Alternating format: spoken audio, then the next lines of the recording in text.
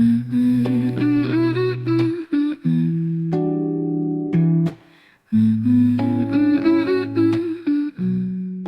definitely like to explore a lot of topics with you, but before we do that, I'd like to briefly introduce yourself. So Shahrokh, my brother here, has achieved a lot of accolades in his corporate life, from going to executive director position and still is, and building futuristic technologies, integration softwares, some incredible stories there from your achievement perspective as well, right? All that accolades that you have from your knowledge, your reputation, and the credibility that you bring, and the success that you've achieved along the way as well. I mean, but that's not what we're here to discuss. No.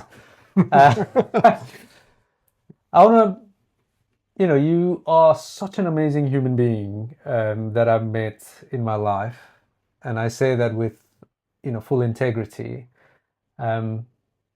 You're somebody who I turn to as well when I need some comfort or I need some direction, and I know you do the same when you need. But the bond that we built has been more than just a professional bond. I'd say the spiritual bond, and spiritual not in that sort of religious or even kind of like a ether type of thing, but spiritual as in we see each other as soul being, we see each other as humans first. Yes. Before anything else, right?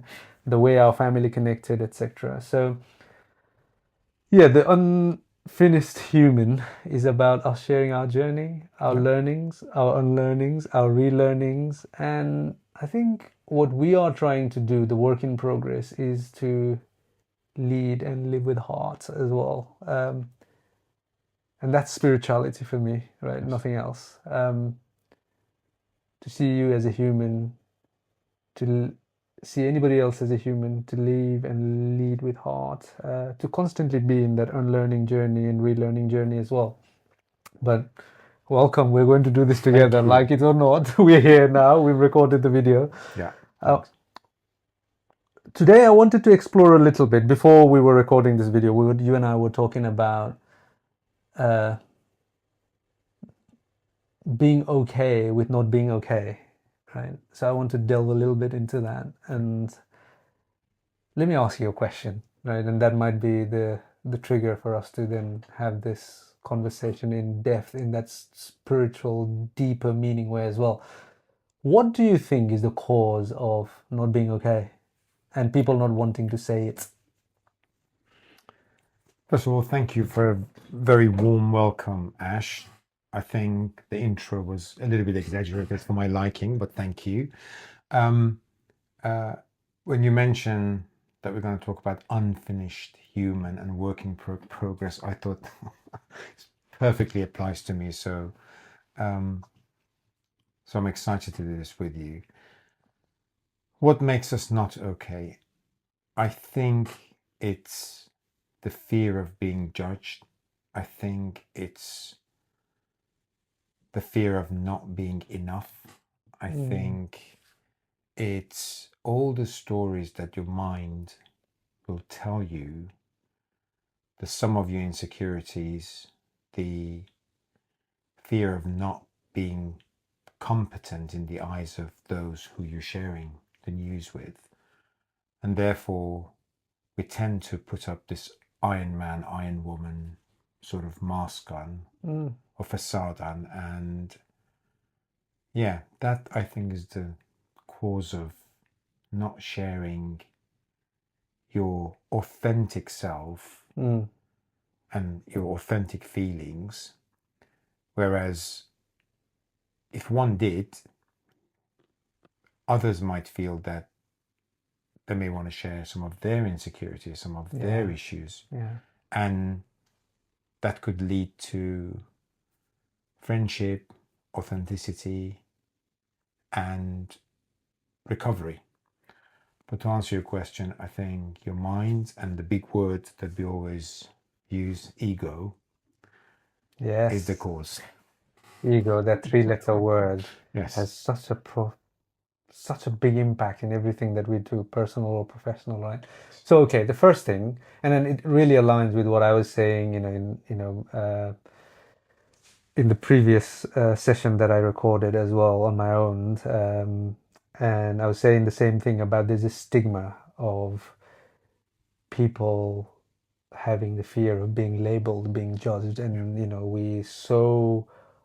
we're so quick to say, yeah, well, I'm fine, yeah, I'm okay, and when you're not, right? And we tend to suffer even more because of that. You're having to put that sort of facade Yes. of being strong, being okay, and especially if you're in your professional world, it's even more challenging. To be honest, in your personal world as well, right? Depending on what role you play in your family, your circle, etc., community. Ego. Um, what do you think germinates that seed of ego in each of us, right? Um, because I don't think there's any human that exists that does not have ego, right? But what is it that germinates ego in us, and why does it play such a big role, do you Yeah. think? Yeah. Yeah. Absolutely. I think that's really a great question. And just before I answer the question, you and I quote from Rumi, 13th century Persian poet, from Gautama Buddha. Yeah, It's your, yeah, background is we quote from Sadhguru, we quote from Eckhart Tolle. So I don't want to, we don't want to take credit for any of this. If correct. there's any wisdom in this, we've learned from others. So I just say I that mean, with this is part of yeah, our.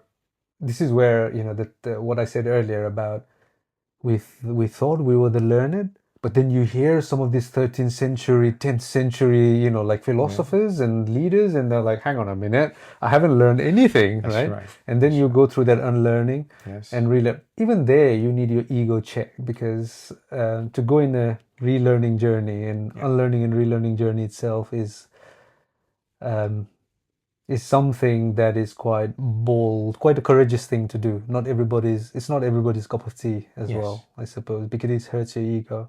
Yeah.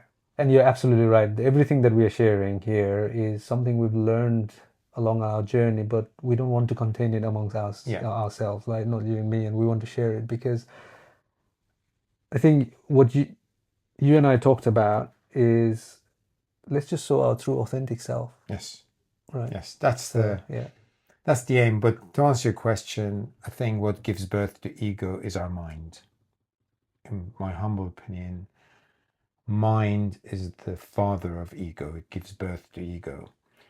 Each one of us as human beings, we have a soul, we have a body, and we have a mind. And the mind is the comparative, I'm worse than this, better than this, smaller than this, bigger than this entity that also fills in the information gap yeah, that's out there in reality, and it translates the reality for us. yeah, There is yeah, no absolute reality.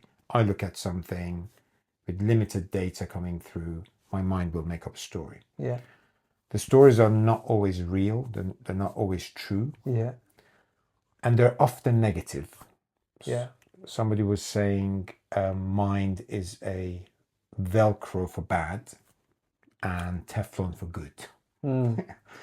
Eckhart Tolle's got a really good saying around this, isn't there? Like, you probably will say it more eloquently than me. It's like your mind is an amazing sort of, or like an instrument or a technology. That's Use right. it in the right way, That's and right. you could be moving dimensions of the world, or reuse it in a wrong way, and you could be destroying the world, and the Absolutely. world being the self as well, not Absolutely. just the Yeah. universe.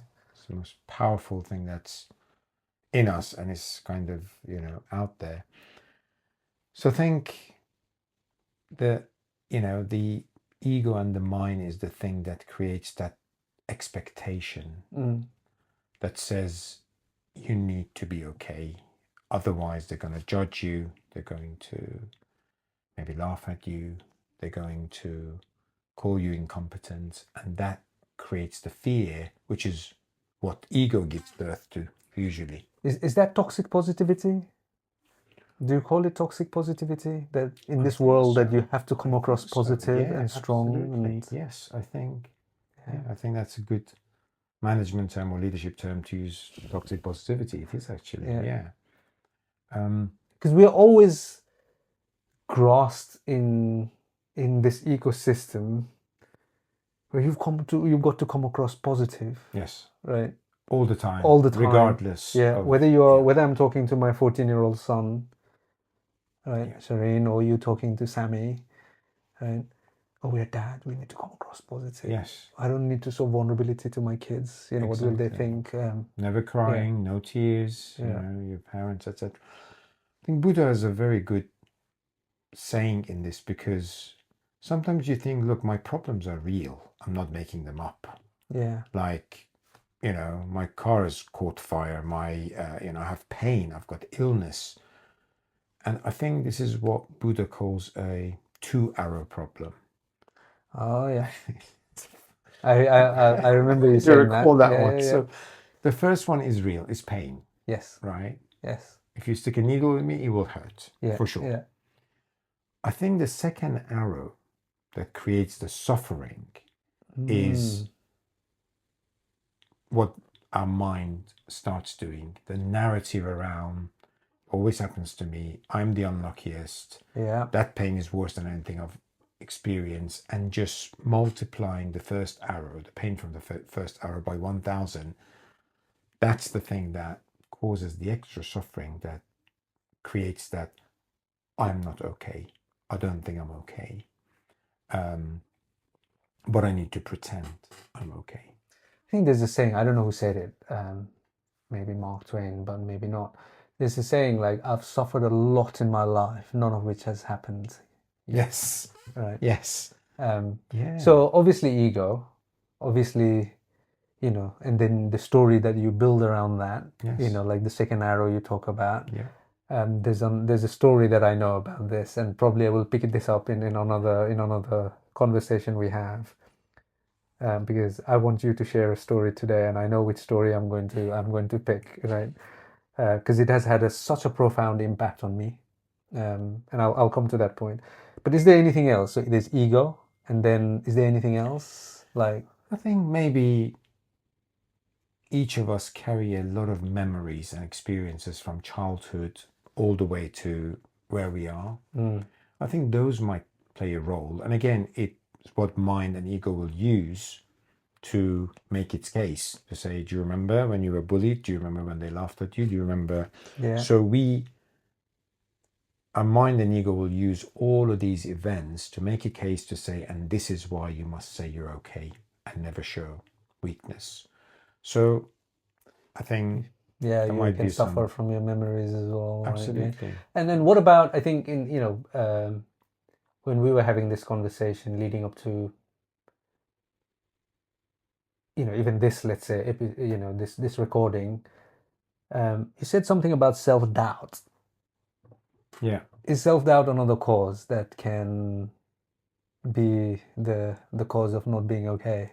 absolutely. Absolutely. And ego is a very subtle creature, right? Yeah, You have to catch it in the act. yeah, So I want to share with you, as we were having this conversation, I was watching my own ego yeah, yeah, yeah.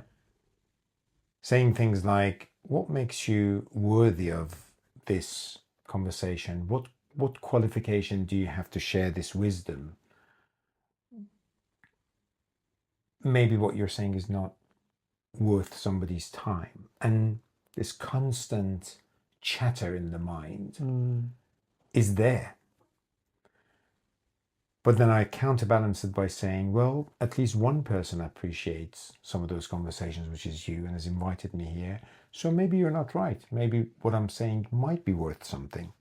So it's catching that subtle ego in the act is important, is helpful. Otherwise, you start doubting yourself and your abilities. yeah, and this is certainly not keeping your fueling your ego for sure. Um, and I'll share this quite openly, right? At times where I've faced challenge, I've always come to you.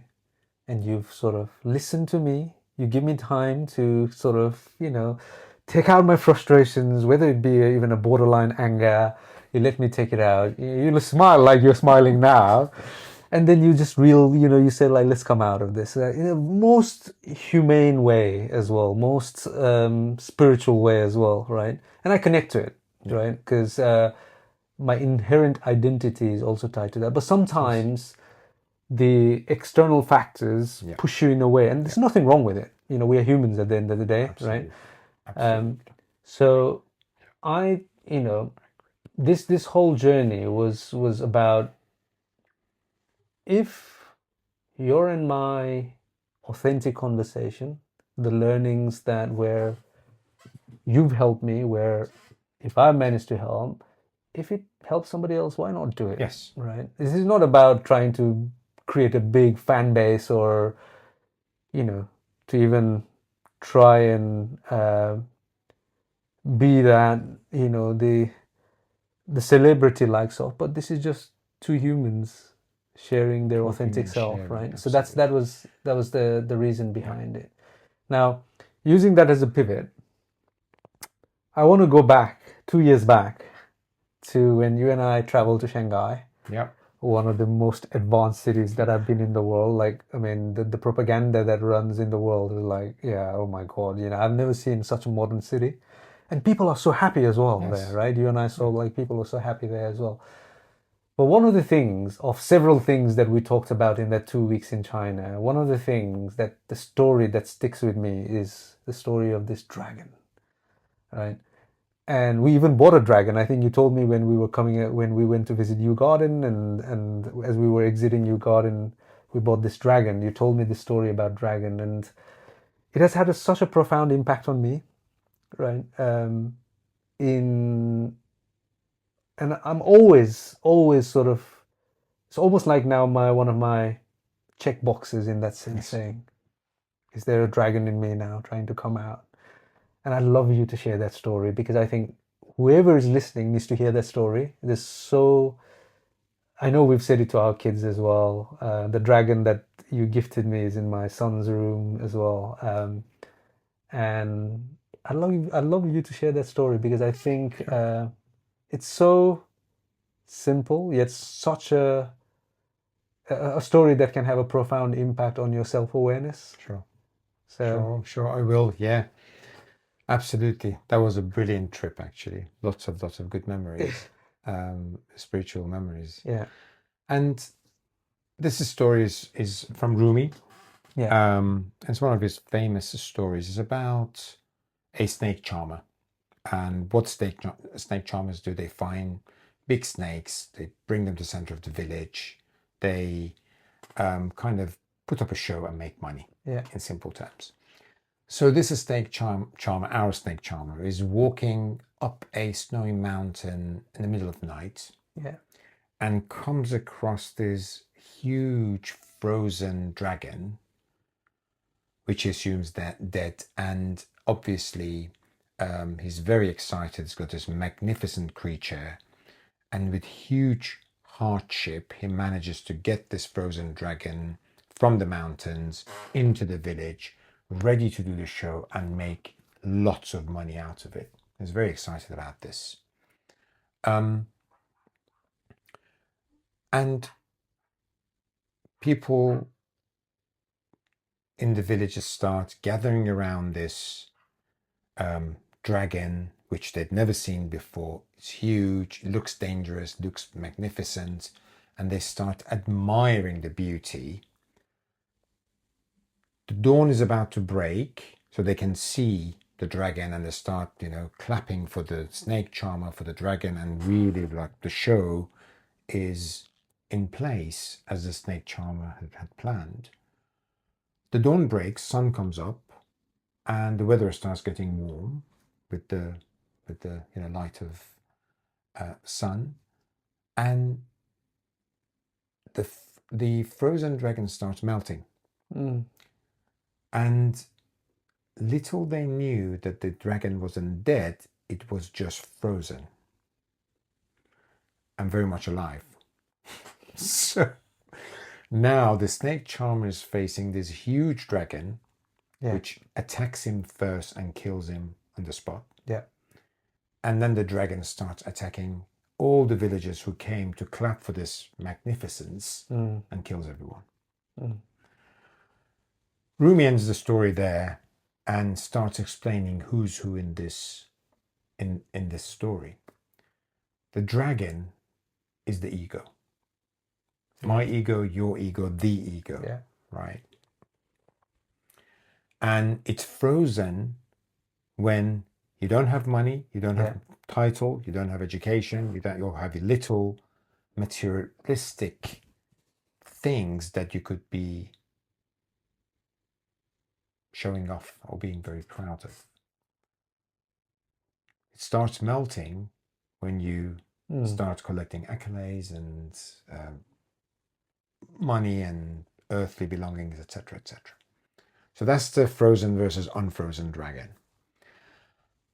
And of course, the snake charmer himself is a person who, with hardship, brought this frozen dragon, which was quiet, not harming anybody, into the city and gave them an opportunity to melt and cause so much harm. So there are people like that. So we need to be careful to keep our dragons frozen, or at least be aware of the damage they could do. And the people in the village who were clapping, instead of admiring human soul and human beauty and compassion and all those good values, they were admiring the ego of somebody. And as soon as the ego had the opportunity, it came around and killed them as well. So in this simple story, Rumi's trying to ask us, why admire an ego of yourself or somebody else? Make sure you keep your ego in check and frozen. At least be aware that it's always playing. It's a very subtle creature. And don't admire and clap for somebody else's ego, because you're not doing them any favors and anybody else. So that's the simple story that you really like. I really, honestly, I even tell my kids about, is your dragon coming out? When even the two siblings, Angel and Serena, are having a bit of a moment, and I was like, are both of your dragons coming out now, right? And it's been such a way to, communicate with not just myself, but my family as well, my kids in particular, who are the future generation as well. To have that language to communicate to them, in terms of not just being kind to each other, but even before being kind to, your sister or your brother, you have to start with yourself. Let's just check that that dragon's not coming out, that is trying to get you to do things that is not your inherent identity or not your inherent self, right? So in that sense, would I be right in saying that, you have these, your mind is the dragon? Because I strongly believe that nobody comes in this world with malicious intention, right? But then as you start achieving, as you start growing in whatever form it is, then your heart gets corrupted because you want to be attached to it. You don't want to let go of things. Attachment. And you're getting, and as you collect these accolades on the back of it, then the dragon gets even more fatter as well, right? Or fiercer. Absolutely. So the dragon is the mind. Then as you said earlier, the memories, the chatter, mental chatter, the thoughts are the snake charmer that are clapping for the dragon to come out. So that's within self. What about, I think this is also relevant because the dragon can also be not just within, but outside of us. Right. The people that we follow, the people that we work for, the people that we are in relationship with. And that also is a part of the suffering, right? When you are the one that is, one of those, you place yourself in the snake charmer's shoes and you're clapping for that dragon it could be your manager, could be Yes. your husband, could be your That's right. wife, could be your boyfriend, could be your girlfriend, whatever, right? Yes. Um, is that something That is also relatable definitely to this? absolutely 100%. And when you were saying there were situations where you were angry, or I am angry, you might get your own ego checked and under control to a large extent. And people who are aware, they can do this. But as soon as there is another dragon poking you, as soon as you're in a situation when you feel attacked, threatened by your boss, by somebody else, momentarily you might get your own dragon unleashed. And this is how I think a mass delusion or mass illusion that people suffer from, like those people in the village clapping, they all kind of, that dragon brought their own dragons out, and they started clapping, and they all started appreciating something that wasn't to be appreciated. So another thing that makes us say, I'm okay when we're not okay, when we're suffering, is that we've come across somebody else and been attacked, or we feel nervous about telling the truth because of the dragon is out there. So you're absolutely right to say it's not just your own dragon, but you will come across many other egos. Let's use the right term, maybe. Because the reason I say is, I think the suffering is also because you want to remain associated, you want to remain relevant. And if I don't clap for this dragon, then I might be irrelevant. Could be excluded from, or I might not grow. The next meeting, exactly. Or maybe it's my growth. And the fear. Yes. So the ego will say, the dragon will say, to survive, you must clap now. Otherwise, you'll be excluded, will be little, and the mind will say, well, let's be fearful of that, right? So ego, self-doubt, fear. Yeah, absolutely. So I mean, let's bring this to closer, right? Like, and I think it's a good pivot point in terms of next time when you and I sit down and discuss the unfinished human in us, and some of these things that we are sharing, we're going through it, right? Day to day, minute by minute, we're going through it every day. Like you saying earlier, as I was kind of giving your intro, the ice was melting, you know, for the ego within you, the dragon within you. Very humble of you to say that. But next, it would be good to cover once you become aware of this dragon, how do you make amend to it? And I think I want to bring this another big word, forgiveness. Right? I think it's misunderstood. Yes. And I think it's also one of those big strengths that is underplayed as well. Because people think that, to forgive means, almost like in a hierarchical way, like I'm down, somebody else is up. Forgiveness means it's always you have to forgive somebody else. But forgiveness starts with self, kindness, being mindful, right? Being present, being self-compassion. So I'd love to kind of... Definitely. Really good conversation. Pick up on next that. time. Yeah, absolutely. Forgiveness. But as we go along, there's another thing that I want you to bring up, my brother, is the poetry, right? Will do. Yeah. So, you've also healed me in so many ways via some of this poetry that you've said to me or translated to me, the Rumi poetry, right? Yeah. And I know I'm not now kind of clapping for the dragon. Certainly not. I am not. The caught you in the act. Yeah. It's just that some of the poetry that you've shared with me, Rumi poetry, I think I've still got, I just need to scroll my WhatsApp, right, chat with you, and that's my therapist already there, right? I scroll and like, okay, I found this quote or this saying or this poetry from Rumi. I'd love you to bring that, and I just listen. I can listen to it, right? Will do. It's a promise. I'll translate some, and I'll definitely bring some relevant to the topic. Because people like Buddha and Rumi have thought about these things. They have views on these things that we could learn from. To deal with ego, to deal with attachment, to deal with suffering. So why not use that wisdom and share the wisdom? So absolutely, I will do. Well, thank you very much. That'll be great. And then obviously, I hope nobody's listening or watching. But if you are, and if this makes any sense to you, do let us know, and do share it with another unfinished human, because in a way we are all unfinished, work in one progress. way or another. work in progress. And I think that's the best place to be in, right? Even to check that dragon, to keep that dragon in check. You know what? Don't come out. I'm a work in progress. Yeah. Right. So thank you. Thank you very much.